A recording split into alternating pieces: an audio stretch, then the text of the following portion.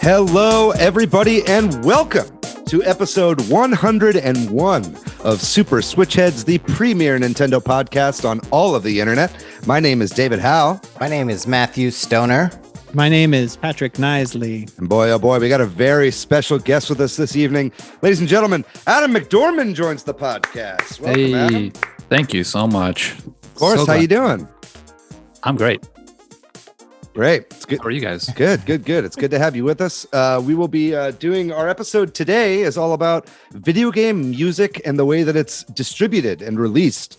Video game music is everywhere. If you go on YouTube, it's so easy to find video game music if you just want to listen to some.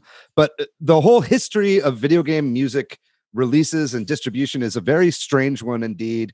I feel like none of the labels really know what to do with video game music. So we're going to be getting way into that topic on tonight's episode. I'm actually really excited to talk about this because there's a lot to talk about when we were going through the notes. It was pretty exciting indeed. We've also got lots of interesting news and rumors to go over tonight. Looks like we've got some new NSO games that are being added, some Super Nintendo and NES games, some new Super Nintendo World information has leaked. We've got a Pokemon Cross McDonald's news. Lots of different stuff to talk about. But before we get into it, how are we all doing? How are we doing this from this past week? Doing pretty good. Pretty chill. Yeah, me too. Doing Excellent. Okay. Yeah, doing all right. Adam, you said you were doing good. I'm glad to hear. Yeah, I think so. Pretty sure. Yeah. Great. Should we check Yeah. in? Should we check in real quick? Yeah, I'm doing all right too. Been having some continuing issues with my cat, but it's mostly leveled out. Just getting used to him wearing a cone at the moment. You guys ever have to put a cat in a cone? No. They don't like it. Surprise. Who would have known? I didn't know. It's the I didn't know official they like review. Yeah, It's a 3-second I give a review. cat in a cone 1 out of 5 stars. I do not recommend it on the Switch or otherwise. But yeah, that's how I've been doing. Nice. Well, we did our 100th episode last episode, and that was a big deal. And so many people joined us in the chat and gave us feedback and stuff. So it's hard to pick people to shout out from that, but just a couple new people that joined our community recently. I wanted to give shout outs to Duke Lukem and Extraterrestrial, are people that have popped in recently into the Discord and said hello. So thanks for joining. Yeah, thanks for joining the community. And then also I thought maybe David, you would like to mention this. Derek Kopswa responded that he really agrees that Shadows of the Empire needs a movie. Oh yeah. Totally. I mean, it needs to be part of the Star Wars canon. It would slot right into that hole that they haven't explored yet in the new Star Wars canon. So please do whatever you have to make it happen. I know there's some problematic scenes, but you can just cut those out. So we're appreciative to all our listeners, and we love you, and we love it when you share our podcast and pass it along with a friend, or leave us a review or give us some feedback. And to that, and also we wanted to let people know we're planning on doing some experimentation with how we record, maybe doing more live episodes, or at least putting video up. I don't know. We're kind of exploring some different things. So bear with us and give us feedback if you like any of that. And we're also trying out a new segment based on us having received all these questions, and we have a backlog of them now. So we're going to do some listener questions each episode, at least that's the plan. And so continue to send us any question you might want us to answer, and we'll put it on the list. Yeah. Let us know what you think about kind of the new stuff we're doing vis-a-vis the audio quality or editing, or we'll be trying out some video stuff as well. So if any of it's gelling with you, please let us know, and we'll that feedback is always helpful as we're trying to figure out kind of the way to move forward with the next 100 episodes. Yeah, and if you're listening in the podcast form right now, we're experimenting with some video too. So hop over to our YouTube account, and give it smash that subscribe button, and see what you think about our video content. Smash that subscribe button. Go back to all our old videos and like every one of them. Leave comments with your takeaways. Or write a bot for us that will like all of our YouTube I think videos. that's a fast track to Banstown in Hey man, Googlesville. a W is a W. An upvote is an upvote. I'll take it. Awesome. Well, y'all ready to talk gaming news and rumors for the week? Let's do it. So like David said, there was some footage of the rides and just sort of the park in general at Super Nintendo World in Japan. And the park was actually set to open last week on February 4th, but because of the state of emergency in that region, in Osaka, or if it's all of Japan, but the park's not opening. And I think they're waiting till whenever that's not the case, which might be a while, we'll see, to officially open it. But nonetheless, there are videos that have surfaced of some of the rides. In particular, the Yoshi ride is the one I've seen, though I think there's other videos too that show off the whole park. And as pointed out in one of the articles I found about this, it's like, but the park is full of people in these videos, so I don't know what's going on. Maybe test days or employee days or something is what I would guess. But it's people that are willing to die of COVID. To ride Yoshi. The Yoshi ride looks super chill. It's like, I guess it's kind of like the park ride that goes all around kind of slowly. Is that y'all's takeaway? Did y'all watch this or look at it at all? I haven't seen the footage of the Yoshi ride. I saw the footage of the Mario Kart ride. But as I understand it, the Yoshi ride's supposed to be kind of like the monorail from Disneyland, right? Kind of just like a tour of the park, right? Yeah, it's like the lazy river. Right. But it's got some cute stuff, like a little animatronic Captain Toad and baby Yoshis and stuff that you get to see. And the park looks awesome. It looks like it'd be a fun place to go, but all I've seen is complaints about how slow everything is. Really? Yeah, which is not surprising for Nintendo fans. Like, is it that the tech that's slow, or the queue lines are slow? Like people are like in the comments for the Mario Kart ride, they were like, "This is just like you're walking down a Mario Kart track." It doesn't feel. People are like upset that it's not super fast like Mario Kart, I guess. But until you experience something too, watching a video of a ride is not the same as riding a ride. And it's someone like holding their phone through AR glasses as well, so it's like you're not getting the full experience. But yeah, we should hold off judgment there. Adam, are you a theme park guy? You looking forward to this? I mean, I love a good roller coaster, but I mean, after last year, the thought of being around that many people just like it's hard to fathom what it's like to go to a theme park. Yeah, I agree. Yeah, I can't even like wrap my my head around large crowds right now. Moving on, the Q&A, some like the questions and answers from the financial briefing that we talked about last week has been translated to English. There's not a ton of stuff in here that isn't just business. But one little fact that I thought was interesting, and if there's anything else y'all want to talk about, we can, was when they talked about, I think this is Furukawa talking about the sales of the hardware at the end of last year from October to December, that 20% of their hardware sales is like second Switches for a household. 1/5 of all Switches sold in the holiday, time frame. I think that's big. I think that is going to, contribute to maybe the Switch being better selling than some other home consoles, right? That people want their own, not just one in their house, Maybe the Animal Crossing sharing an island is not a bug, but a feature to sell more hardware. Totally. Good call. Yeah. I mean, a lot of people recently have been saying, like, that I've been hearing online, are saying that they don't think that Nintendo would release a Switch Pro because the Switch is already selling so well that they wouldn't need to. But I feel like this data suggests that people are way more willing to buy a second Switch than they thought, right? Yeah. And I mean, I'm sure a lot of that is like another Switch for another kid in the household or whatever.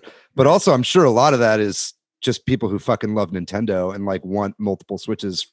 They want the new red, cherry apple red Mario Switch or whatever, right? And so I think Nintendo knows that too. I mean, that was like before Breath of the Wild came out, there were more copies sold of that game than there were Switches, right? Yeah. So yeah, I don't. I think that we'll still be seeing another model if those numbers are to be believed. Yeah. And this one is, I guess, causing a bunch of discussion on our Facebook group and elsewhere. I've seen on Twitter and stuff too. Like there is a McDonald's Pokemon promotion happening. And McDonald's is, I guess, as part of the 25th anniversary of Pokemon, they have turned the Happy Meal box into a Pikachu box, and that alone, I think, has got people excited. Yeah. But then I think the other thing is that it's got like Pokemon card game cards in it, which is causing collectors and adults to try to like buy Happy Meals. Yeah. Before kids can get them and stuff. Yeah. Apparently, as far as I understand, there are already scalpers out there going and buying up all the Happy Meal toys, and people can't get them for their kids right now. So if you want some Pokemon cards, you better hurry to McDonald's right now. Do they do Happy Meals at the evening? Might go after this. Yeah, I think so. There's not like a limit. I don't think there's any time limit. You roll up at midnight, you're like, give me a Happy Meal. Well, they stopped doing breakfast all day, which really put a fucking wrench in my system. Did they really? Yeah, like a year and a half ago or some shit. Oh my God. When did they start doing breakfast all day? Like 2.5 years ago. They did it for like a year as like a test run, I suppose. But it was like nationwide. They made a huge deal out of it. We're a McDonald's podcast now. Darden Brands. I don't know who owns McDonald's, but yeah, I'm getting like Beanie Baby flashbacks, like teeny Beanie Babies. You remember those when they had those in the McDonald's? Yeah, me and my family would like cruise around all day trying to. I single-handedly blame McDonald's my borderline obesity on on Beanie scrambling Babies? for Beanie Babies at McDonald's and having to eat a shit ton of Happy Meals. Well, moving on. I'm not obese. I'm very fit. I'm in shape. There's a documentary series about a Nintendo that's coming to Crackle, which we'll have to talk about here in a second. It's called Playing with Power, the Nintendo story. And it is coming out in March very soon. But let's talk about Crackle. I think it's coming out like at the beginning of March, on March 1st. I don't really know much about Crackle. Crackle's like owned by Sony, and is it free? I think so. It's like ad supported, I believe. Yeah. Okay. I've watched like a movie on Crackle when it wasn't on anything else, and I didn't feel like pirating it. I guess I'll have to download Crackle now or check this out. Yeah, I think you can like stream it like web-based even maybe, but yeah. I mean, it's coming to Crackle. So everybody should be able to watch it. It's produced by Sean Astin, which I found kind of interesting. Samwise Gamgee?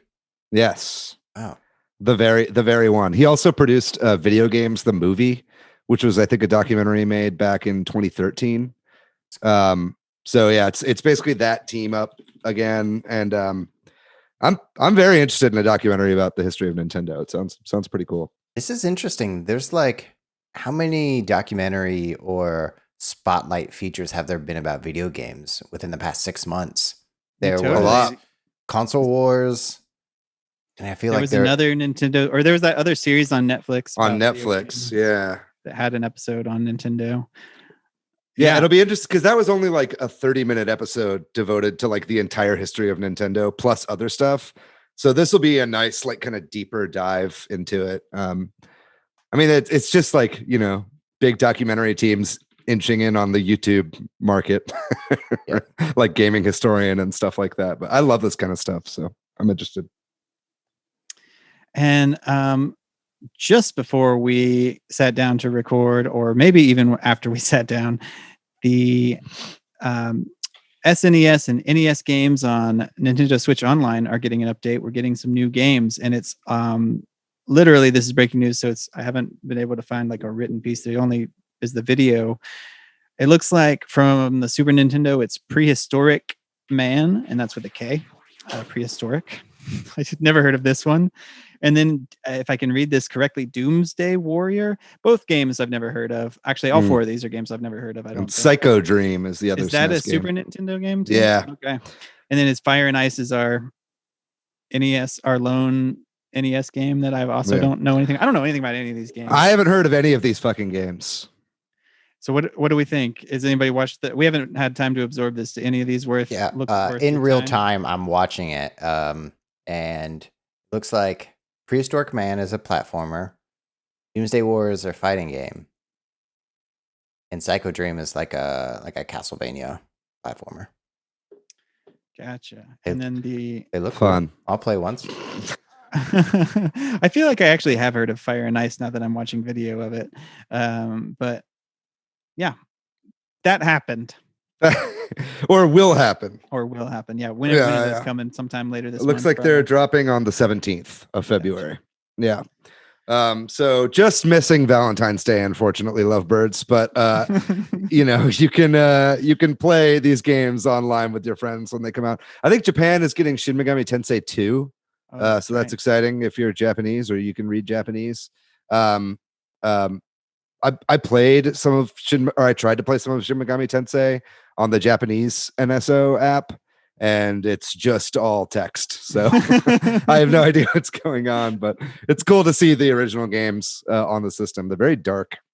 But whatever. Somebody play Panel de Pon with me.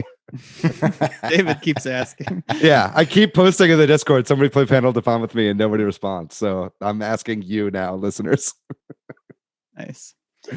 And this was kind of interesting. Some 2006 E3 demo footage for Nintendo games has appeared on the internet on a bunch of videos from Twitter account. We've talked about them before. Forest of Illusion. They talk about leaks and stuff. I haven't had a chance to really dig through these. I don't know if there's much there. I think it's not like, I don't think that these are completely unseen things, but they haven't been like released. Is that correct? Like they were demos at E3, but nowhere to be found since then, right? I think that's my understanding. Yeah, I think a lot of it was like demo footage of Super Mario Galaxy that we've seen before, but it was always like handheld camera footage of a screen, and so this is like kind of higher def footage. It's not like super exciting, but if you're interested in the history of like beta versions of games, it's pretty fascinating seeing some of the changes. I'm sure there'll be like I think Beta 64 is that YouTube channel that does kind of breakdowns of early builds. So I'm sure this is really good content for them. Not quite GigaLeak material, but interesting nonetheless. And we talked about last week about the GoldenEye remaster that was canceled, that there's been news coming out about. Well, Ars Technica did like an article on this and interviewed some of the developers from it, and asked them about the process and stuff. And so I think it's interesting because it's kind of more clear now that it's Nintendo that killed the project. It was already kind of, people were saying that, but it's a little bit more evidence. And also that they started working on it before they had clearance from anybody too, which I always think is interesting when like, kind of like that game. What's that game people love? That cult game that they tried to make like a Twin Peaks game and then had to pivot or whatever. Oh, Deadly Premonition. Yeah. I think it's funny when people start spending a lot of their money and time on building things they don't have the license to. It's like when I was writing. Go ahead. I was just gonna say it's like when I was writing that Tetris script before. When I was like, I'm never gonna get the rights to this. Yeah, you craft a huge pitch and then the pitch fails.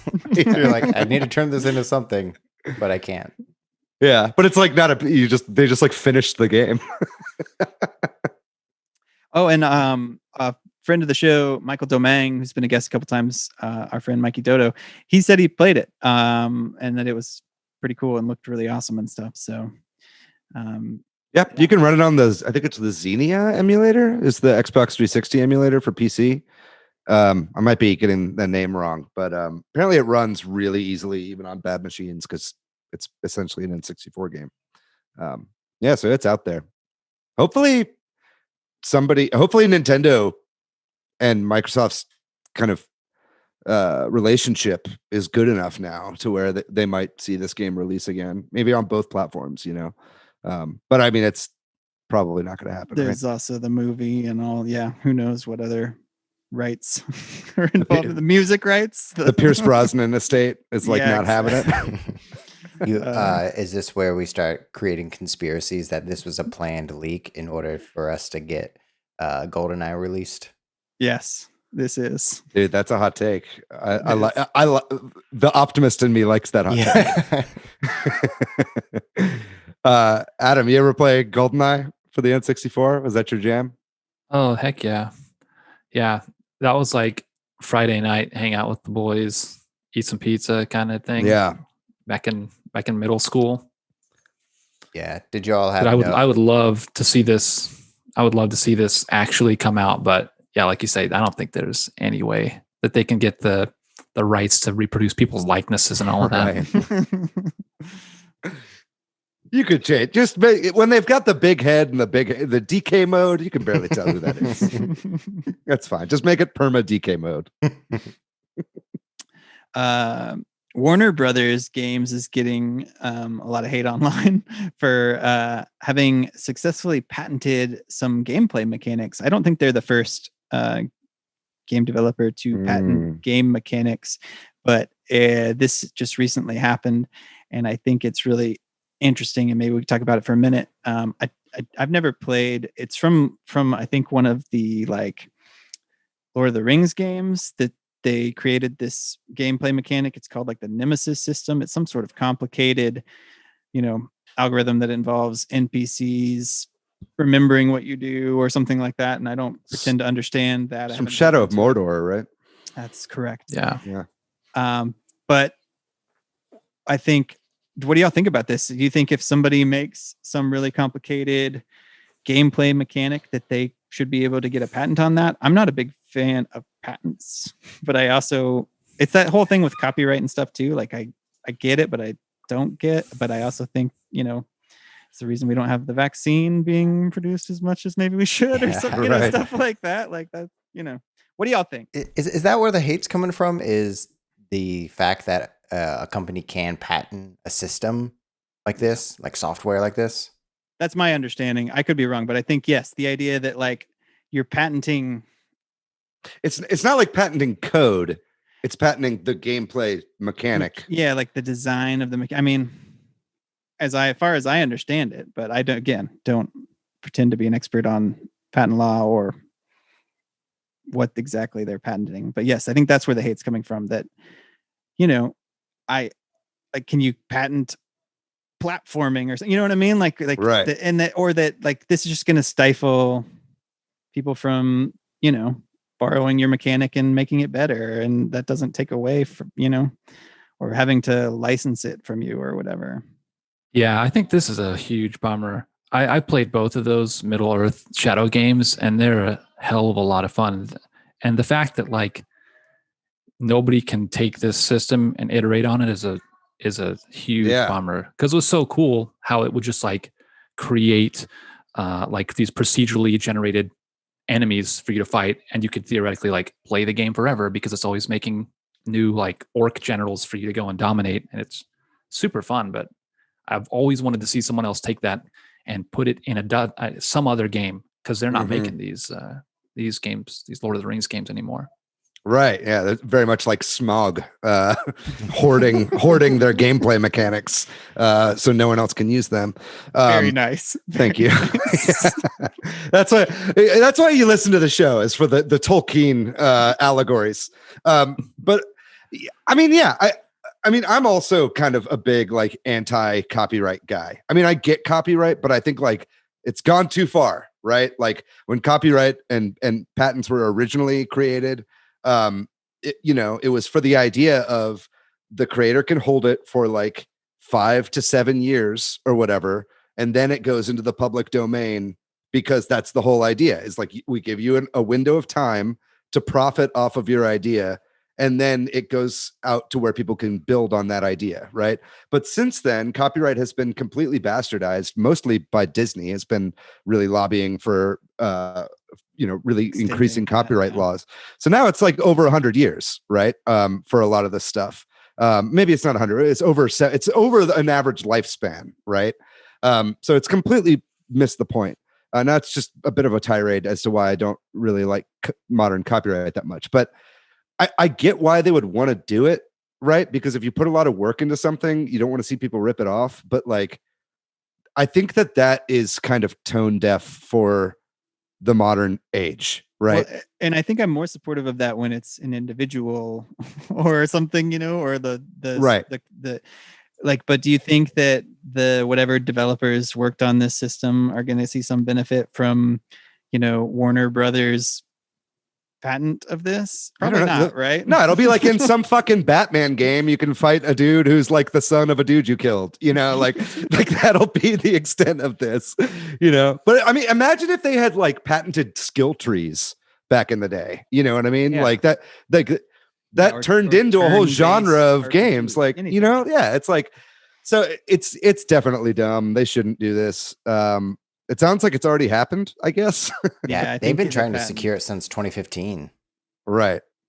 So this is definitely a slippery slope. This is like a dark future, but I mean, people will just come up with ways, you know. Nintendo patented the D-pad, and that didn't stop anybody from making D-pads. They just had to change the method of which they created their own D-pads, right? So it's like if people like an idea from a game, they'll figure out a way around it and be able to use it, I think. But yeah, come on, Warner Brothers, you can do better than this. Just make better games and people will buy them. You don't need to patent ideas. Just to echo what Adam said, is this is such a fun system. Like how it works is once you kill an orc, and depending on how you kill them, that orc might come see you or like visit you or try to attack you randomly. And he'll have a unique line of voice acting dialogue based on how you killed him. If you like decapitated him or cut off his arm, very violent. But it's such a fun system, especially in Shadow of War. Gotcha. Fuck Warner Brothers. Yeah, fuck them, because you know they're not going to use it. It's love the developer, hate the publisher. Yeah. That's what you're allowed to do. Well, another company we love to hate is EA. And EA, Matthew, this maybe you can talk a little bit about this one. EA is going to acquire a mobile game company. Is that right? Oh, yeah. You might know this company called Glue, GLU Mobile, from the very great Switch Headz mobile game, the Kim Kardashian game. Oh, right. That's their biggest game that does well on mobile. I remember They made there's a Kim Kardashian game? Yeah. Did you say it's a Switch Headz game? Yeah, we all love it here. I've never heard of that shit. It's not on Switch. I think it's mobile only. Oh, okay. Yeah. Why didn't Kanye just talk to his wife or whatever about getting the game? Yeah. So I guess EA is just growing, right? I mean, is there anything to take away from this? It's pretty big mobile game company. More market consolidation is always scary. Yeah.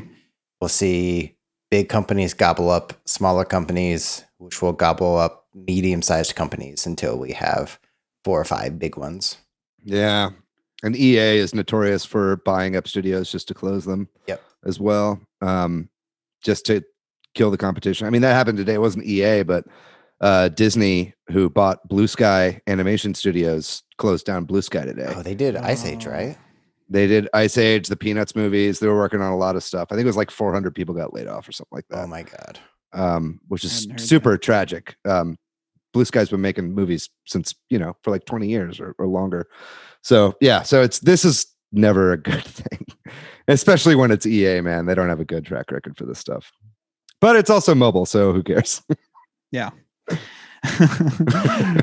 Well, we also got some news from E3 this week that E3 is moving forward with a digital event for the summer.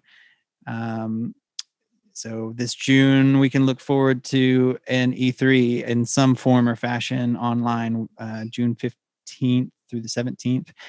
What this will look like, whether they'll be able to get everybody on board or not, it's at least a little bit of hope, I think, for a lot. Last year, everybody's like, fuck E3, we don't need it. And then it was a giant sprawling mess of announcements and teases and stuff. And everybody was like, man, we need E3. So let's hope this can fix that situation. What do y'all think? This is great. The wild thing about this is E3 ESA requires like a 6-figure sum to be included in their digital schedule. Yeah, that's why IGN rolled with the headline E3 is happening this year and it's digital. And I was like, I don't know that it's a done deal, man. Because if they did basically this last year, the same thing. I mean, it was messy and nobody liked it, but they didn't have to spend $100,000 in order, at minimum, to show that stuff on the internet. You know what I mean? I'm not convinced that this is going to happen still. I would love for it to happen, but or I just hope the ESA isn't getting too greedy. Yeah, maybe it will happen, but they won't have anything to show, or there won't be any Sony, Microsoft, Nintendo at least, and maybe even something like no Square or Ubisoft or something too. Like, yeah, then then there is no E3 without them, you know? Yeah, it's going to be because no indie studio is going to put up the 6 figures in order to get their shit on there. It's going to be another Devolver where everyone makes their own game to highlight their own games. Yeah, maybe it'll at least consolidate people announcing stuff around that week. I guess is what we can hope for. If they aren't going to participate in it, they're going to at least be like, well, we better do our own announcement around then too, instead of whenever they want. But I saw, was it you, David, that said that similarly somebody else, like Jeff Keighley, was also like, Summer Game Fest is coming back. Yeah, no, he's still going forward with it. It's going to be a mess again this year. For sure. It's going to be Jeff Grubb's Summer Game Mess. Again, forever. Yeah, exactly. And I mean, I'd love to see it all consolidated into one space, but I think it might be a little too late. You know, if like we're just hearing about it now and the publishers are just hearing about it now and the big platforms are only hearing about it now, I think that they might have already had plans in place for what they're doing this summer. So that's true. We'll see if I think maybe they might have missed the boat on this, but I hope they can do it, because whenever everybody's vaccinated, I'd love to see a physical E3 again. I don't know. What do you think, Adam? Do you miss E3 this past year? Or I mean, I definitely missed the hype of having like a week where stuff is happening every single day. And I'm with you guys. The stretching it out over the course of the summer was kind of a disappointment.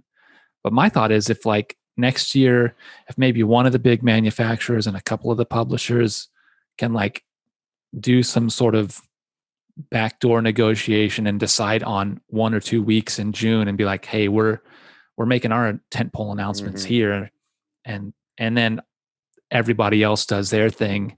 I don't see the value add of paying hundreds of thousands of dollars just to get on an E3 program. Like what's the especially point? When it's digital right? I mean, like, and I don't know that it being physical is that much of a selling point when most people watch the stuff digitally anyway. Well, I mean that, before they put the kibosh on it last year, it was, they had plans to make it a much more fan-centric event. You know what I mean? Like it was already losing its value as a trade show, right? Like they were making it into something new, which I think is great. I mean, we were going to go. We had passes to go as press in 2020. Don't bring it up ever. Yeah, sorry. But it's like, no, believe me, I'm still burned by that. I personally blame COVID. Should. Who else would we blame? What else would we blame? We would blame the dragon smog. But no, I mean, I hope they can work it out. I hope that they don't get too greedy on this, because if they do, like, they're just gonna pass. You know what I mean? So I hope that there are some deals being made where they can meet in the middle. I mean, whatever. It was like multi-million dollars to do it when it was like a physical thing, right? So if it's 6 figures, that's not the end of the world for a lot of these big companies, but still, you got to look at your checkbook and see if it's worth it. Well, moving on then, Crash Bandicoot 4 is coming to the Switch. It's About Time is the subtitle of that game. On March 12th, also coming to PlayStation 5 and the Xbox Series X Pipe S on that same date. So we've been speculating about that and hearing rumors and possible leaks of it coming to the Switch, and it is. And it's only $40 is what I hear. So that's good, though I also hear it's not the best game. I was reading some reviews about it now that it's actually something I might get. Oh, really? So I've heard that it's the best Crash game. Oh, well, then maybe it is. I don't know. I'm still probably going to try it. I was kind of waiting for it to come to Switch, so I will give it a shot. Yeah. Is that Activision? Yes. Man, you guys think they're gonna, not to just like take the air away from Crash, but do you think they're ever gonna bring Tony Hawk Pro Skater over to the Switch? Because I've been like waiting to buy it, hoping that it would come to the Switch. Which came out first, Crash 4 or Tony Hawk Pro Skater 1+2? I don't know when. I think Crash, right? I'd have to. I think Crash sounds right. Yeah. Crash came out October. Tony Hawk, the remake came out. I feel like it was earlier. August. So August. It was Tony Hawk. Cool. Well, we'll see. I mean, sorry, I kind of derailed the Crash conversation there. Fine. But it's like, I mean, I guess this is just what Activision does now with a lot of these games, is like milk it for people because they know that people will buy it a second time to play it portably. You know what I mean? Yeah. So I think a lot of the people that bought it on PlayStation will double dip in order to get it on the Switch. Fortunately, I wasn't one of those people, so I'll probably just pick it up on the Switch. Yeah. But yeah, I do hope they eventually put Tony Hawk out because I've been wanting to play that game. I've almost bought it on Xbox a couple times, but that seems like a great lay down in your bed and play before bed game. Totally. I was going through some of our old show notes because we've talked about the Tony Hawk and Crash leaks before that when we speculated about it. And in the data mines of both of those games, they found Switch button prompts right in the game files. Well, that's why I was surprised that nothing's come out yet. But yeah, we'll see. I bet it'll be August. They'll announce it, or like at E3, they'll announce that it's coming out. If E3 is in fact happening. And then finally, everybody, this Friday, February 12th, is the release date for the Super Mario 3D World plus Bowser's Fury game for the Switch. We're going to be talking about that next week. It's going to be a lot of fun to play that game, I'm sure.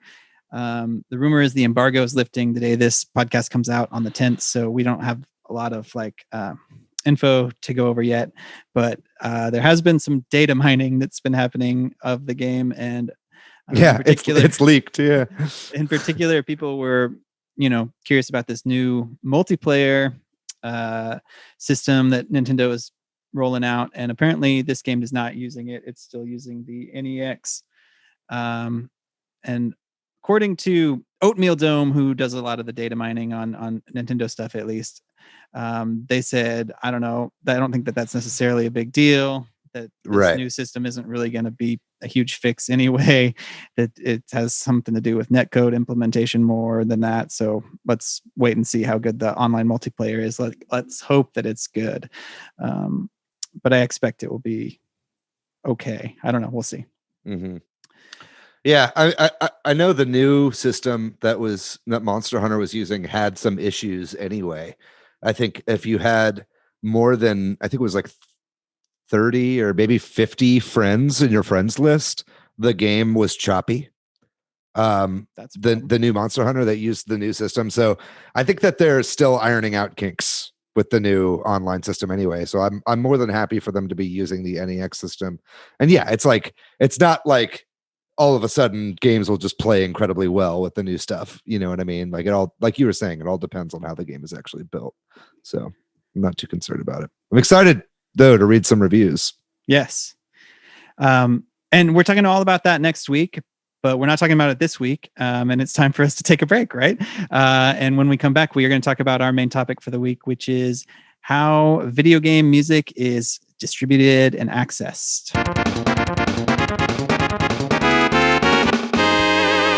So this week, we're talking all about video game music outside of the game, in terms of how it's released for people to buy and or listen to. If you wanted to listen to your favorite video games music on a car ride or while you worked. Historically, at least here in the United States, that wasn't very easy to do. It's getting easier. So we're going to talk about sort of how that's changed over time and how, the rights issues a little bit and that kind of stuff, about why it's been problematic, about how it's been different in Japan. We're going to talk also a lot about vinyl because, Adam, as I understand it, that's one of your passions and collecting vinyl. Yeah, look at that. If you're not watching the episode, behind Adam is a lot of vinyl. Yes, a lot. And so, I don't pretend to be any expert on this, so I'm going to be leaning on y'all. And I don't think any of us are necessarily super experts on like music distribution, but we'll talk about it from a fan perspective at least. And then, is our understanding and that kind of stuff. So correct us if we're wrong. I'd love to hear from listeners, or if you have anything else to share. Yeah, if anybody's like a music clearance licensor, we'd love for you to tell us what we got incorrect on this episode. But one big point I think that you'll hear is that in Japan things have been different, and I found this interesting. This is that even in the like late 1980s, you could buy video game music on cassette tape in Japan, whereas the idea of that happening here is just no. You know what I mean? Like, and there was that wasn't happening. Video games were still seen as for kids a lot, at least in the mainstream, and a lot of the video game music that was being made in Japan was only sold in Japan, and I think they make sheet music books and all kinds of stuff like that is also exclusive to Japan. So that's, like we talked about, that's changing here and has changed here. Yeah, I know. Back really kind of before the days of Napster and Kazaa and all that, and I mean even in that time as well, like me and my brother were way into buying video game soundtracks on CD. And it would always be, you would always just have to get them on eBay and like get the Japanese versions imported or whatever. And so you'd be paying a lot more for shipping or whatever. But I remember we got like the Shenmue soundtrack and a few other games as well. I think I had like a Chrono Cross soundtrack as well that we had to import because that wasn't released here.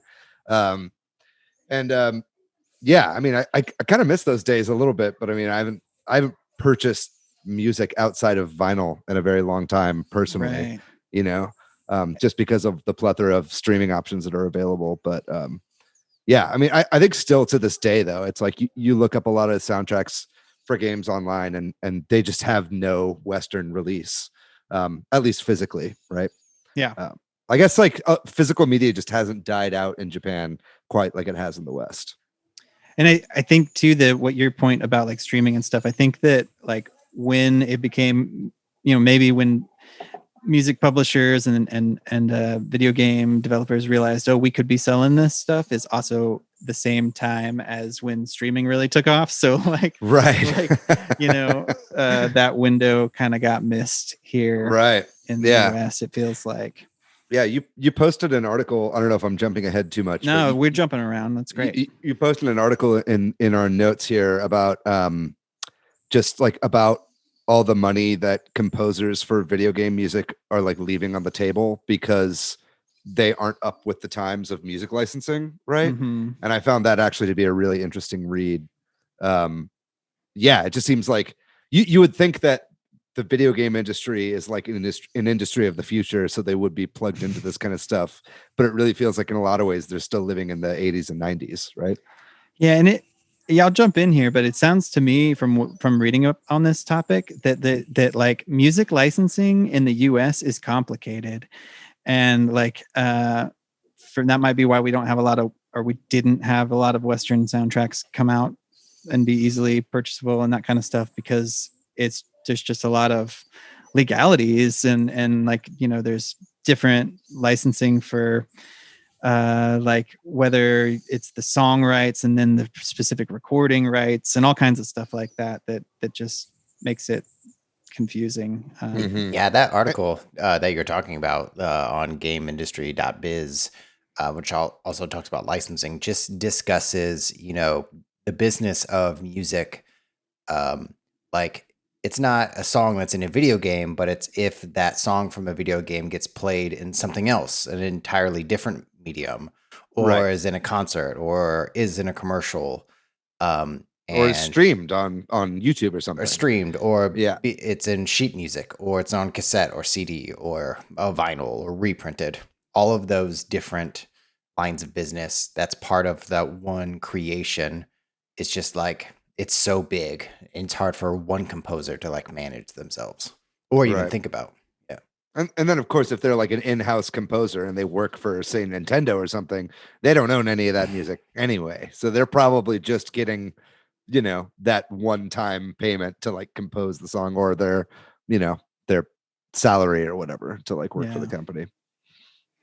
Well, I also wanted to mention this. I think even it's in our last episode where Jordan Willis was talking about like playing some video game, and then like in the PlayStation era or something like that, where you pop it out and then throw it in your audio CD player and you could listen to the soundtrack. I think that was a thing that happened too, you know? So, you know, people have been, it's like, there's just never been a clear pipeline for this, because it's just two separate industries kind of meeting is kind of, I guess, what the big picture is, right? Like, and that they maybe don't talk the same languages. And also that music has just been a very shifting field, right? I mean, like all art and creation and stuff over the last 25 years, things have changed dramatically. So, Adam, did you have something you were going to say? No, I think you're exactly right. Until I think fairly recently, the kind of culture around video game music seems to have been so niche here in the West, and it's treated like such a novelty product that even I think we'll probably get into this a little bit later, just like some of the early like vinyl releases of video game soundtracks. I say early, but like since vinyl's come back in the 2010s, have been treated like novelty products with like not much of an eye for quality, because it's just like, here's a thing you can buy. It doesn't actually have any inherent value as a piece of musical art. It's just like something to hang on the wall. Totally. Yeah, I didn't even think about that. Most of the soundtracks that I have, or musical compositions from video games, came with the game that I bought in like the 90s or early 2000s. I think I got like a Chrono Cross arrangement and a Chrono Cross clock when I bought it for PlayStation. Yeah, it was that Chrono Cross music selection CD. It was like five or six tracks, right? Yeah, five tracks out of like the 29 tracks or whatever. So that's part of it. I never thought about it that it was treated like novelty, but that's a very good point. Yeah, like, you know, collector's editions of games might come with it in the US, but then you can't buy it separately or something. Yeah, it's been weird. But while we're on, let's talk about vinyl, since that's a big part of the reason we thought of this topic. Adam, I know you're really into vinyl. Maybe you can tell us a little bit about video game music on vinyl, and you know, let you take that. For sure. Well, like I mentioned, the whole vinyl scene has really come back in a big way since like 2014 or so, I think, is when it started to be like super kind of viable as a business. And people started putting out records with video game music on them. And like, there's a scene around that now. It's big on Reddit and on Twitter, where you can follow people that are keeping track of all those releases. But they started putting out stuff on different record labels. Like Mondo Records is probably one of the early ones that jumped on and did like the first couple of Castlevania soundtracks. I don't know if you guys have listened to those. Yeah, I've got one. But the first couple of them were not great if you were to put it on like a really good hi-fi system. And I think they're just now starting to get around to the fact that, like, we should treat these things with some care, because like, especially those old games, so much of the experience is tied up in those songs that we remember. And they deserve to be treated really well. And like, people who want to buy records want to actually listen to it, not just, put it on the wall, or I don't know, play it on their grandma's Victrola. Hey, speak for yourself, man. I only play mine through mono AV cables. Yeah, don't you dare bring Norma into this. So yeah, are there any other labels that people should look out for if they're interested in video game vinyl, or is there any other, Oh yeah. Yeah. So I definitely recommend, if you are wanting to get into video game vinyl, hit up the VGM vinyl subreddit, because those guys and gals love to point people in directions of new releases when they're coming out. This stuff still tends to be pretty limited in their releases, so you kind of have to like pay attention and get it when you can get it. Otherwise, you might not be able to. That makes sense. But Data Discs is one of the best labels. They work mostly with Sega. I don't know if we're allowed to talk about that on this podcast. Yes, you can. Get off the fucking podcast this instant. But their stuff is, I mean, from the jump, their first release was Streets of Rage 1. That's and right. They took like excellent care to make sure that they captured high quality individual audio tracks from original hardware, and it was mastered for vinyl, and this stuff just sounds absolutely incredible. Yeah, I've got the Sonic Mania vinyl from Data Discs. Yeah. Which that was my favorite soundtrack of that year that it came out. I thought T-Lopes did an amazing job on that soundtrack, and it's like I hear stuff when I play that vinyl that I don't hear when I play the game. You know what I mean? I mean, part of that's because there's not a lot of like sound effects going on as well. But it's like, yeah, it's like the mix is like, you're right. When you're talking about it being mastered for vinyl, that stuff sounds amazing. I really wanted to pick up their Shenmue release as well, but that's one that I missed out on, unfortunately. But I think they'll do reprints of those. Yeah, they've been getting better about that because they know people want to buy it and actually listen to it, have it. Ship to Shore Records is another one of my favorites. Their stuff's always really good too. Super high quality. I think the Snatcher record was from there. I don't know if you guys ever played Snatcher on Sega CD. That's the Hideo Kojima game? Yeah. It's not an easy game to get a hold of and play. So like, I don't have it, but the soundtrack is absolutely incredible. And so is the sequel, Police Knots, which I think that was on Data Discs release, the Police Knots. I think so, yeah. But it's really good too. I love that stuff. I Am 8-Bit does vinyls as well, right? Yeah. Nice. I posted on here. I don't know if you guys were aware of this, but there's a something that I was made aware of recently when a friend posted a picture of it on Instagram. There was a bootleg Tony Hawk Pro Skater vinyl of the soundtrack that was put out. I don't know who put it out originally. It's not like on any sort of label, but it's amazing. And when you're talking about really good quality mastering on vinyls, this is not that. Like, this is clearly taken from the 128 kilobyte MP3s or whatever that are on the soundtrack. You know, they clearly just rip them. Even the songs are censored like they are like in the game.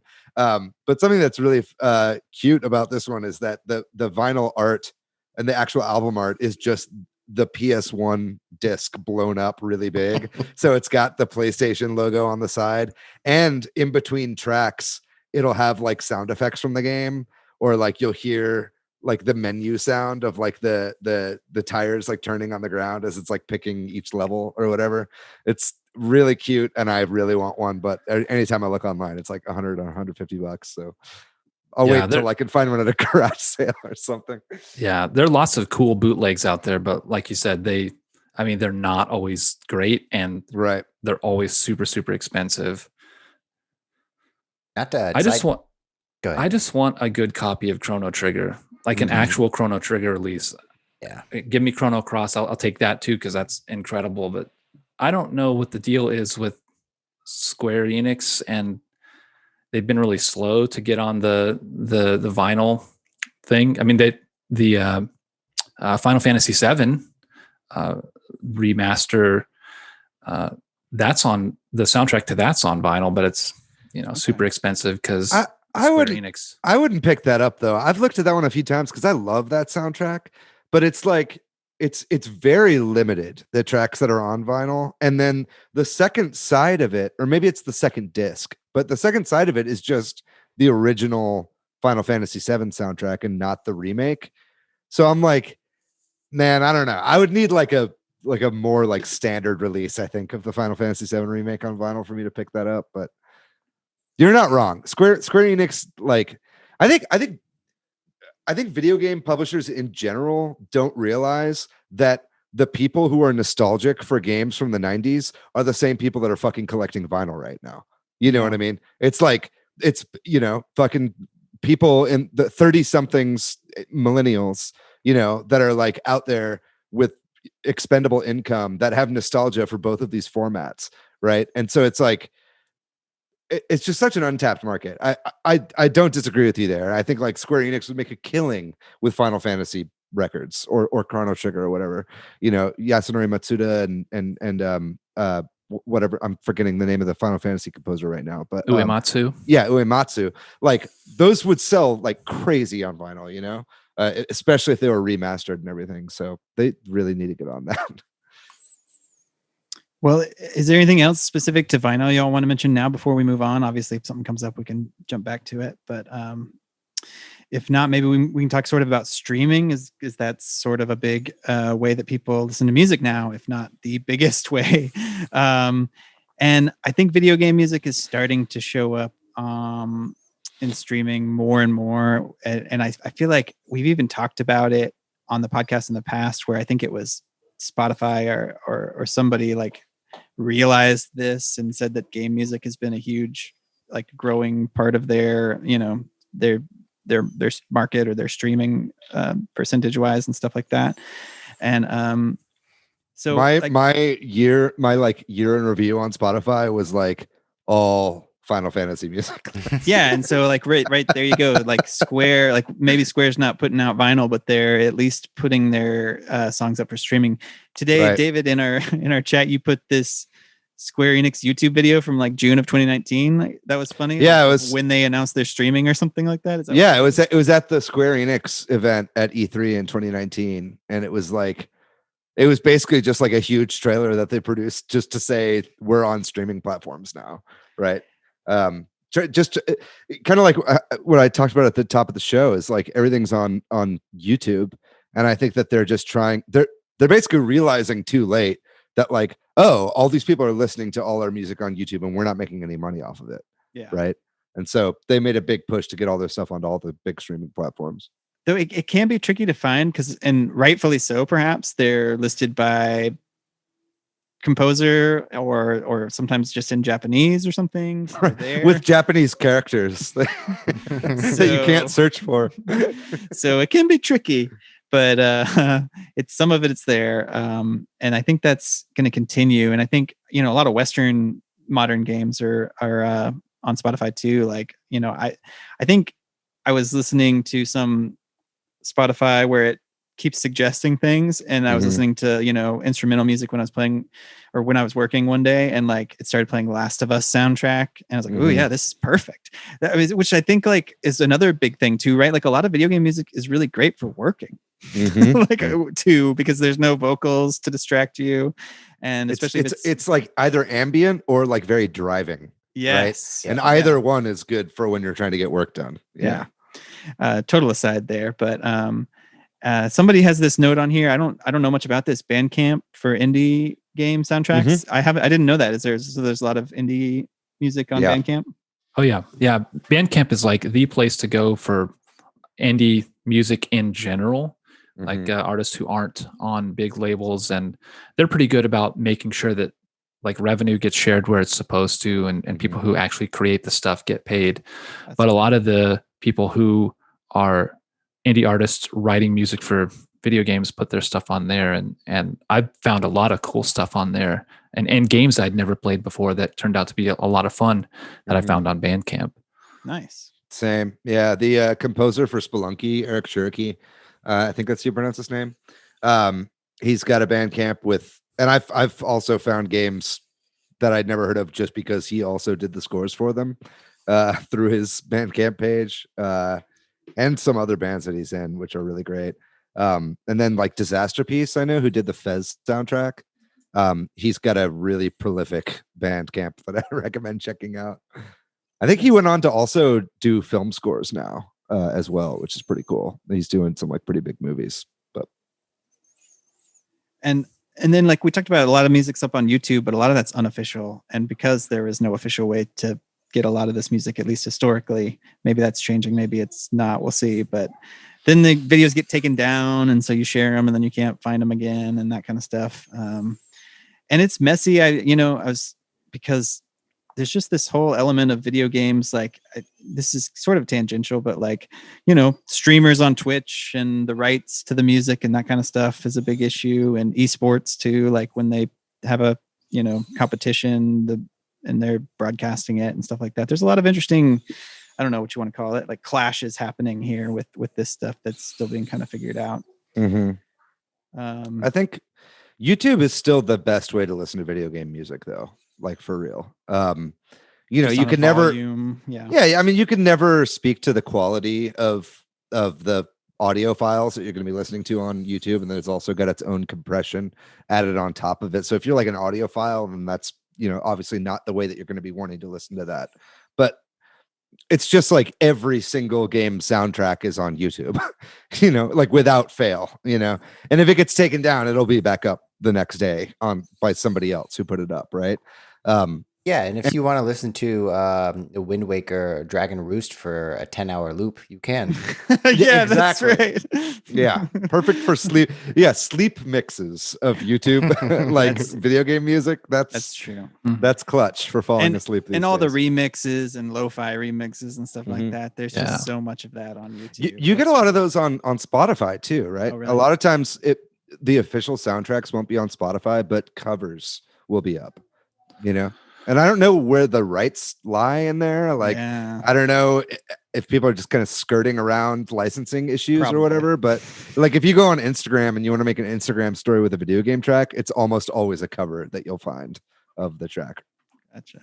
Yeah, going back to like Bandcamp a little bit, and also hearkening more Chrono Trigger, out of us wanting more Chrono Trigger music, is like Chrono Symphonic, which is a symphony cover of almost that entire soundtrack. It's such a great album, and for the time was the only symphony portrayal of that music that I could find online in like the early 2000s, and it's just so good. It's just the overall frustration, and this is a consumer problem, but like it's access. Like I want to listen to this music, and I'm willing to pay for it, but no one wants to take my money in order for me to listen to it. So I'm gonna go to YouTube and listen to it that way. Yeah. Right. Like some of them probably can't. Like if you wanted to go back and listen to, I don't know, the Konami, like Ninja Turtles NES game soundtracks, I doubt that stuff will ever get an official release, because like who's going to go back and find the right, who has the rights to the game and all of that stuff. Like I guarantee you, it'll take me 30 seconds to find it on YouTube, and I'm back in. I'm 5 years old again. We found it, and David's putting in the episode right now. DMCA takedown, baby. Let's go. No, you're right though. I mean, I think there's a huge untapped, and this is the business side of my brain, not like the consumer friendly side of my brain.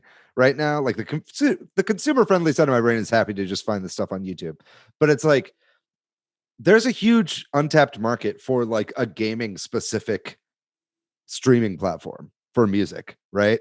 Like if they could all just kind of team up and put their differences aside and just be like, hey, let's do a wide swath, and it could just be Square Enix, it could just be Nintendo, right? I mean, Nintendo's got tons of great music, and they own it all, right? It's not like they have to figure out licensing for all that kind of stuff. Like that's all owned by Nintendo. Like if they either made a new platform or they were like, let's just pick one platform where we put all this stuff on, they would just start making free money, because that's how people would listen to it, just out of convenience. Right? I did think of a Nintendo streaming platform, and it's called Super Smash Brothers Ultimate. Yeah, that's true. Well, this is that's organic. The full library of Nintendo music. Yeah, this is organic, but let's talk about Nintendo specifically then, because we're a Nintendo podcast. We should talk about Nintendo. There's not a lot of ways to stream Nintendo music legally, that's where you do have to go to YouTube and find videos that might get taken down at any moment.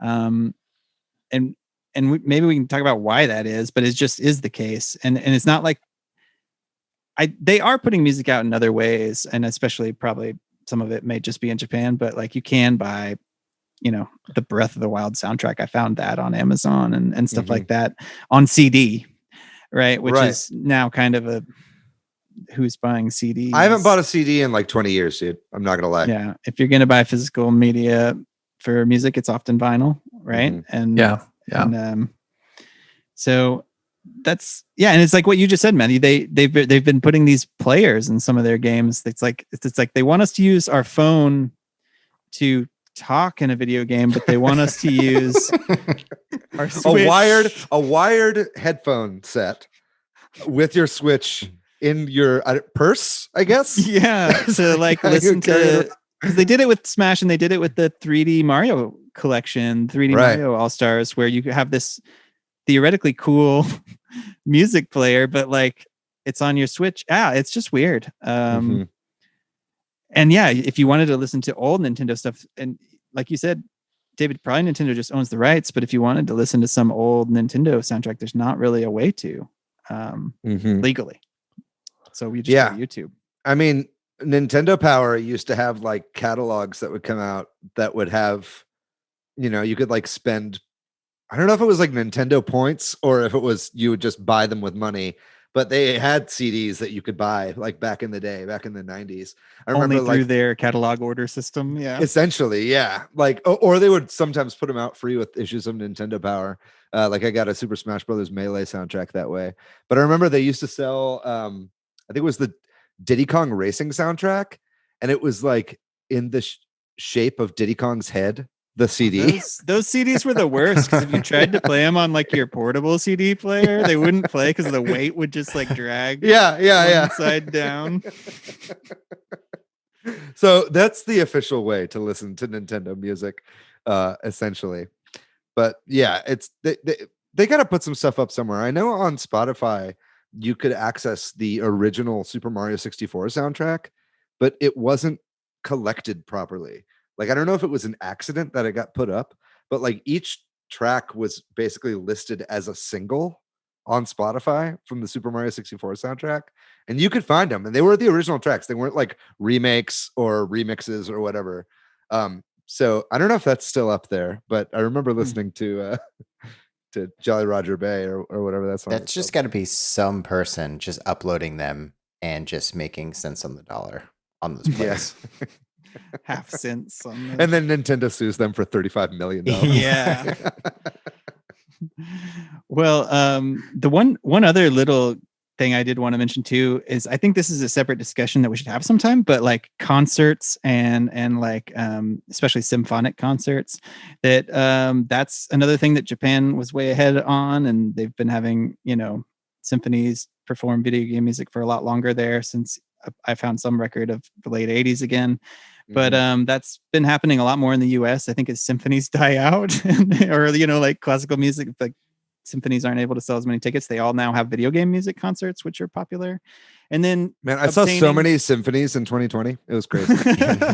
And then obtaining recordings of those then is the sort of that's more pertinent, that like that is, those get released sometimes. And that is something Nintendo has released, is some of their orchestra. That Melee soundtrack I was talking about was a recording of a Japanese live concert. Oh, really? Yeah. So those recordings are out there and possible to get, but also maybe not as accessible as we would like as well, right? Like that's there's maybe even more rights involved there because it's then a different performer and all that stuff too. But Matt, you mentioned last week Symphony of the Goddess. So good. It's great. I mean, along with that, Nintendo has licensed their songs to Video Games Live, which is, I think, produced by Tommy Tallarico. And that's also incredible because it mixes a bunch of other songs and other franchises like Halo and Warcraft. And I think they had, Scars of Time from Chrono Cross. Anytime we talk about music, I feel like we're going to talk about Chrono Trigger or Chrono Cross. Dude, I listened to no joke, amazing. I listened to the Chrono Cross soundtrack like once a day. Yeah. We're just going to have one episode where we play nothing but Chrono Cross music. Yeah, we'll have an episode where we don't talk and it's just that, and then we get a DMCA takedown. Just going to be Arnie Village. Yeah. Well, is there anything else in terms of this sort of idea of how we obtain and listen to video game music that y'all want to talk about before or to close out the discussion even maybe? Just to go back a little bit, I was thinking about licensing. And I think about like if video games are similar, like licensing is similar to television, I think of TV shows like The Wonder Years, which didn't come to DVD for a really long time because they couldn't get the licensing for the songs that were in that TV show. Mm-hmm. And it's out on DVD now, but all the songs are way different and it's a completely different experience. Mm-hmm. And who wants to watch a DVD right now? Right. Yeah. Same problem. Right? I know. Yeah. Same problem. And Northern Exposure is very different with different songs. Any media where it uses licensed music to set the tone of a scene is vastly different. So Adam, as you were talking about like the Ninja Turtles NES game, can you imagine playing a port of that game but with totally different music? I wouldn't do it. But that's something that could, eventually happen is you have licensing for the code and the graphics of the game, but not the music. So someone has to write new music that's inspired by the original. Well, games get delisted from digital storefronts for that reason, and that's just like not good foresight on the part of the publisher, where they'll make, they'll set contracts or whatever for 5 years for the rights to this music. And then it's like, if that's a digital only game, then it's just gone. You know what I mean? I mean, that happened with a lot of games where you just can't play them anymore because of the music that play on the radio. I think like Driver San Francisco is one of those, right? And that's like a great game that no one can play now unless you have like a 360 disc or whatever, right? Oh, didn't like the recent like re-releases of Crazy Taxi have totally different music in them? Mm-hmm. Oh yeah, and that game had such an iconic soundtrack. Like and Offspring is on that. Yeah. Or Offspring. Yeah. Damn, dude, that game had a great soundtrack. Yeah. This is why like piracy is so important, right? And I keep saying this, and like seriously, it's like not only for game preservation, but for music preservation, for fucking any kind of media preservation. It's like, obviously, like you need to support artists when they put out stuff, but it's like when copyright like leads to so many issues like this, where you can't play a game the way that it was meant to be played originally, or you can't watch a show, you can't watch the Wonder Years with the soundtrack that was originally like set for it. It's like, goddamn right, I'm gonna go to Pirate Bay and download like the Wonder Years is critically important. Yeah, VCR rips of the Wonder Years or whatever, so I can get that song. It's like that's where like the real historians are in like the internet age, right? Are people who like academics. I think so. That's like, it's like, anthropologists in the future are going to have to rely on pirated media and stuff like that in order to have the stuff stick around. I could just see some future anthropology class where they're watching the Wonder Years, and somebody's like, but wait a minute, this isn't the original music from the Wonder Years. Oh, this is a fan edit where we took the audio from a VCR rip from the actual broadcast and then synced it up with the Blu-ray video. And anyway, just to set the stage for what was his name, Extraterrestrial V, who's our Poland listener. The Wonder Years is a TV show. Yeah, a very American TV show. I'm sure they get the Wonder Years in Poland. Oh boy, is there anything else that we didn't talk about? Anybody wants to mention, or any way to close out this? It's just it's wild to me that it's hard to find a video game soundtrack on vinyl or on streaming services when it's very easy to find the Pretty Woman soundtrack. It's a great soundtrack. Don't get me wrong. I mean, Go West is on the soundtrack. It's weird that it's difficult to find, especially in 2021. I mean, I have issues finding film soundtracks as well. I mean, they have the same issues where they make point. 5-10 year contracts, and then they run out, and then they can't sell them anymore, right? It's just, yeah, I think it's frustrating that we're in 2021 now. I feel like it's been like 20 years since Napster came out, and Napster shook up music distribution forever and music publishing and all that kind of stuff. And it's like we're still not caught up with the modern era of information technology, right? And it's like, I think it's just going to take a different generation of people that run these giant corporations, before they realize, like, we need to get with the times. Otherwise, we'll just be bleeding money from this industry for the rest of time. Sorry, got on a bit of a soapbox there. But. Yeah. But in the meantime, though, like, all of these tools have been kind of democratized. So like all of the indie game makers and indie soundtracks you can get them. Yeah. You can get them. While all the big stuff, these big corporations are just taking so long to figure out what to do. And it shouldn't be that hard. Yeah. Just ask your kids. Yeah. If you're a CEO of one of these corporations, just ask your kids how they get soundtracks and then do it through that. Awesome. Well, I think that about wraps up this conversation then, and we're going to take a real brief break and try out something new where we take a single listener question. We'll be right back. Here on our new segment, listener question, we are taking a question. This week, we're taking a question from Robert Segovia. And the question is, if you could force one game for the others to play that's not Fire Emblem Three Houses, what would it be? Great Robert. question. Robert, this is a loaded question. It's Fire Emblem Three Houses that Matt would have to play. That's for me. That's the game I the have. question was specifically if it's not Fire Emblem Three Houses. Yeah. What's Robert going to do? Hold me down and force me to say another game? Yeah, we just called Robert Segovia a punk bitch. Well, Robert, I have an actual answer for you. Okay. Of the games that I would want my co-hosts to play. Oh my God, I know it's coming.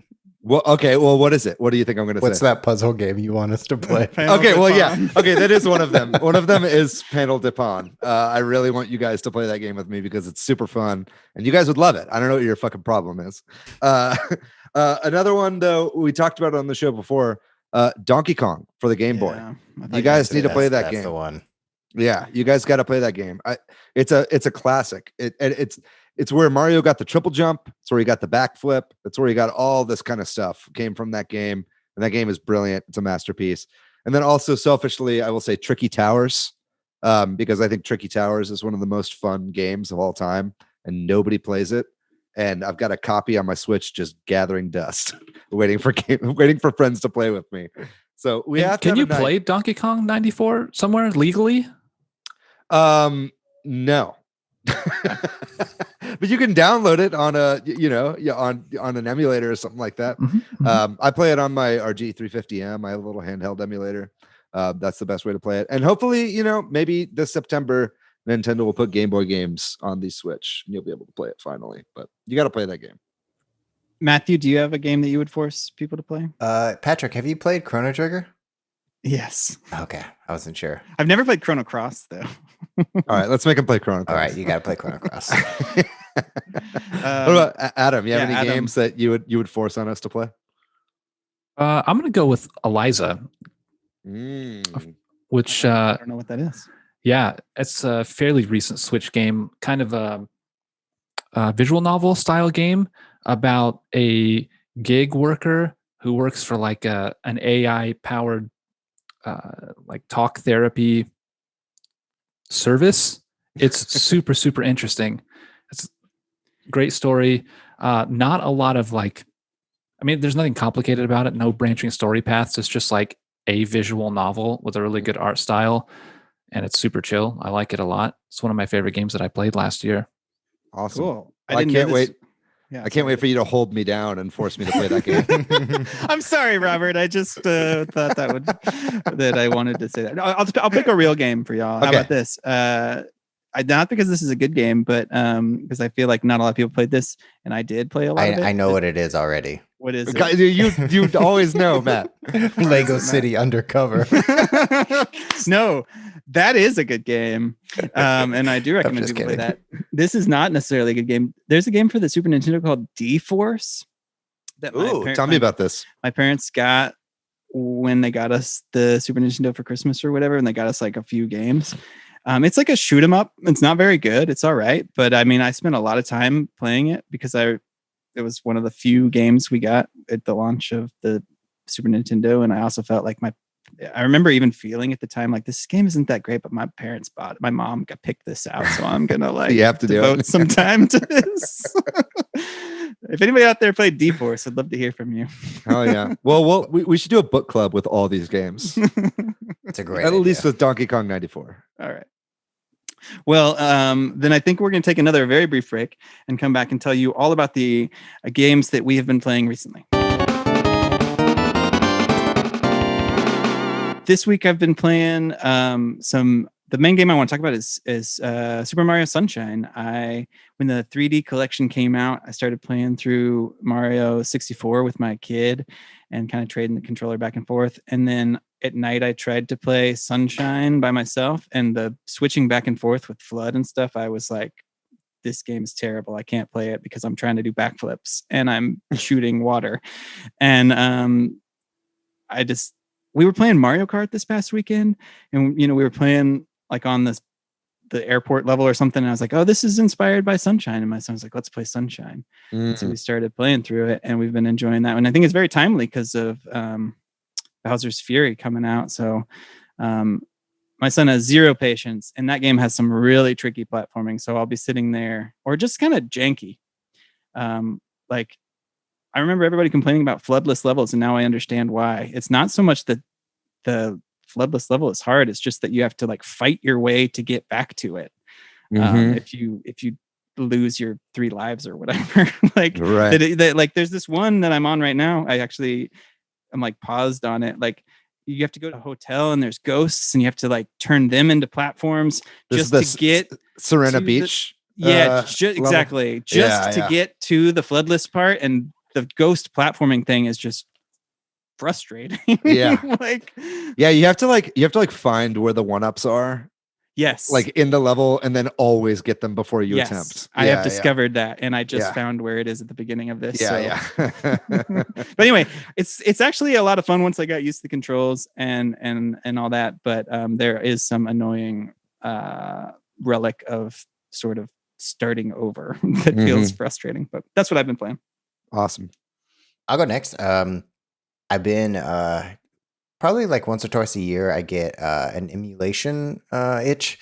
And so I've been kind of rebuilding and working on like Launchbox, which is a front end for a bunch of emulators and connects with RetroArch and MAME and a bunch of other stuff. But Launchbox is great. So I've been like a great opportunity to play Donkey Kong 94. Yeah. It sounds like it. You mentioned Diddy Kong Racing. I've been playing Diddy Kong Racing for a little bit. And it just made me miss just how fun hub worlds are, especially for a racing game. It was so abnormal to have a racing game have a hub world where you go into different courses. It's just really charming. That game is so fucking charming.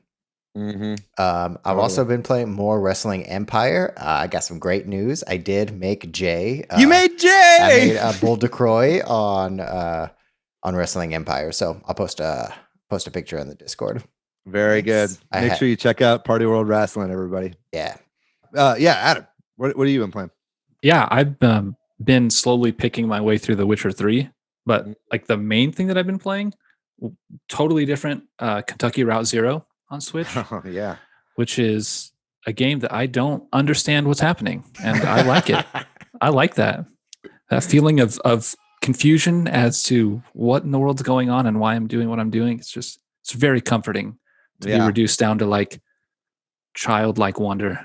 Do you mean like in a Lost, the TV show, or like, I don't know, like in that sort of mystery way, or you mean like it's just bafflingly weird? I'm curious about that game. So it's thematically kind of opaque. Like it's not like a difficult game, but I don't understand what it's supposed to mean. And I guess for me, the interesting challenge there is just like thinking about there's like some symbolism. I think there's some big kind of thematic concept that it's trying to portray. And I'm on the second out of the 5 parts. I mean, it's a really cool game. It's a very chill game. I've been playing it before I go to bed, and it's perfect for that. Just sit down and kind of wander around for a few minutes and explore this world. It's very like art house cinema vibes. Yeah. That game. Yeah. Well, it's put out by Annapurna Games, Mm-hmm. and they do movie stuff also, I think. Right. Are you playing it on Morgan Switch? Ellis. Yeah. Nice. Yeah, I played the first 3 chapters or segments or whatever of Kentucky Route Zero, and I never finished that game. I need to pick it back up, but it's a beautiful game, and yeah, very mysterious and interesting. I love that. What do you prefer, that or The Witcher 3? Compare them right now. It's like whatever my taste is. If I feel like going and hacking a dude's arms off, then like I've got it. But not right then before I go to obviously bed. Kentucky Route Zero is your game. Yeah. You reminded me, total slide tangent. Are y'all watching WandaVision? Yes. Yeah. Oh yeah. It's great. Man, crazy. That was such a crazy scene where Wanda got her arms chopped off. Holy shit. Yeah, just hacked off. The Witcher just By comes. The Witcher, yeah. Henry Cavill comes in and just kills Elizabeth Olsen. Toss a coin. Great show though, and we should talk about that later. We'll do a spoiler episode of WandaVision. This is a WandaVision podcast now. Yeah, exactly. I've been playing not too much. I've been kind of fucking around with a lot of different stuff. I did play a little bit more of Mario Kart Live Home Circuit recently. The physical Mario Kart AR game. Recently did like kind of some spring cleaning around the house. Did some like sweeping and did some mopping. And whenever I got clean floors, it's time to whip out Mario Kart Live Home Circuit because that means less dust and cat hair that will be picked up by the car's tires. But man, that game is so much fun. I've been trying to go through and get like unlocks and stuff like that. And my house, I live in like a duplex that's like very kind of wide open in the middle room. It's like the living room and then the kitchen are kind of in one big area, and then the bathroom and the office you can kind of both go into pretty easily. I had to put down binders to make like little slight ramps to go over the lip between the rooms, otherwise the car would get stuck. But it's actually really fun to make new tracks in that game and try to master them. And the way it does the AR, it's like, even if you're playing the same track over and over, it'll add different elements to it. It'll be super rainy, and so everything's kind of slippery, or it's windy, so your car will keep kind of drifting to the left. And then something else in that game that's super fun is they added a mirror mode, which just totally wrinkles your brain, because it's like you're playing in your house, which is already trippy, but then everything is in reverse. You know what I mean? Or flipped. So it all of a sudden makes it really challenging to get to the end of the race. But and it's a pretty tough game too. The AI in that game is not super easy. You said that there are unlocks. What are the unlock different racers? Or like not different racers. You always play as whatever the racer is that you bought the car of, but you can unlock different like carts, different horns, and then also outfits, right? Isn't there? Yeah, you can unlock outfits as well, and then the actual CC cups you can unlock. So I've got 100 CC unlocked right now. And then so I've got one more trophy to get before I unlock 150 CC, which actually physically makes your car move faster. And it goes all the way up to 200 CC. So I'm hoping to unlock that so I can really have that thing really terrorize my cats, which is the best when you have cats and that game. So fun. I've been playing some more Mario Maker Super Worlds as well. Really recommend checking out some of those. I'll post in our Discord in the Mario Maker channel. I'll post some of the codes to some of my favorite worlds that I've been playing on that. But some of them have been really, really good stuff. Played a little bit more of the Medium on Xbox Game Pass, and everything I liked about that game originally, I no longer like about that game. I don't know if I'm gonna finish it. It's kind of turned into a bit of a slog, and the puzzles have gotten to the point where I'm not motivated to complete them. And you just can't move past that point in the game. So is it like the same like structure where you're switching between the two different worlds? Yeah, it's just like the pacing is really off in that game. I'll probably go back to it again because it's not a super long game, and I want to see it through because I like that they're trying something new and different. But it's been challenging for me to go back, and I'm not a huge horror game guy in general, right? So like, it's not, like there have been a couple times where I've been genuinely spooked, you know what I mean, which is fine. But that's not really what I look for in games. I'm more of a gameplay guy anyway. But we'll see. Maybe I'll finish that someday, but I'm kind of putting that game on hold. And then lastly, talking about emulation, I've been playing, I picked up, for some reason I had a hankering to play some 2D Zelda. So I picked up Minish Cap for the Game Boy Advance. Nice. Legend of Zelda Minish Cap. So I've been playing through that. And that game, I never actually played through that game before. So this is my first time playing through. And yeah, it's one of those Capcom Zelda games. And they nailed the tone on that game. And it's super fun. Yeah, really, really enjoying playing through that right now on my little handheld emulator that I've been playing with. Yeah, so that's what I've been playing recently. Awesome. Well, that's it for the episode then. Thanks, Adam. Thank you so much for coming on and talking to us. Yeah, thanks for having me. Yeah. It's a delight. Thanks to milkyway.co for doing our website. Thanks to Corduroy for doing our music. If you're looking for me, Patrick online, I am PDYX. Hey, I'm Matthew on Twitter, MATHYOU. I'm pretty much everywhere on the internet at Monolith Fiji. And what about you, Adam? Where can people find you online? I am like all over the place, but the main kind of hub for where I post all of my social media nonsense is on Twitter at Adam McDorman. That's ADAMMCDORMAN with no spaces. Good luck. If you want to see Adam's rather large vinyl collection, maybe he'll be posting some of that on there as well. Do you still do some streaming stuff under medium quality? I do, yeah. Saturday streams most weeks, and I do like vinyl record reviews on YouTube. I'm getting back in that game. So check that shit out. Thanks again also to Robert Segovia for sending that question in. And let us know if you like this segment, if you like viewer or listener questions. We'll try to keep this going in the future. And if you have any more questions to send in, we'll be picking one of those every week. So, which of course you can find our socials at Super Switch Headz on Instagram and Facebook, and at Switch Headz on Twitter. Also, remember to check out our website, www.superswitchheadz.com, www.switchheadz.com. We got links to all of that stuff in there, including our Facebook group and our Discord, which is always popping off. And the shout outs to the community every week. You guys are keeping us alive.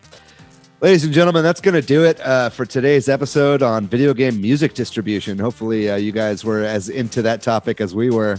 That was a fun one. We'll be back next week. We'll be talking all about our takeaways from Super Mario 3D World plus Bowser's Fury. Very excited for that. We'll have a special guest on for that as well. And hopefully we'll be doing a stream for that as well. That's the plan. So keep an eye on our YouTube page. Like Matt was saying earlier, make sure you subscribe. Make sure you turn on notifications. You'll see whenever we go live and whenever we have new uploads for that as well. Folks, we love you very much. Thanks for listening to this episode. As always, be safe out there. Be smart. Don't go out and party just yet. Hopefully nobody got sick from the Super Bowl. If you can, try to get vaccinated. And if you can't, just continue to wear a mask, continue to wash your hands, be the best person that you can be. We love you very much. We'll see you guys next week. Bye-bye.